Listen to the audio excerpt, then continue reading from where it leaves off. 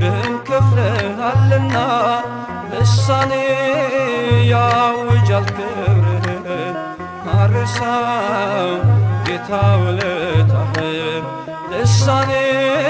ያውጃል ክብርህን አልረሳም ጌታ ውለታህን ሕይወት ሰላምን ትቼ የማይታይ አይቼ ላንተ ብሰጥ ጀርባዬን ልተዋወቅ ጠላቴን የጠበቀኝ ውጊያ ነው የተረፈኝ ጸጸት ነው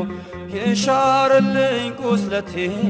ተሰቅለ ነው አባቴ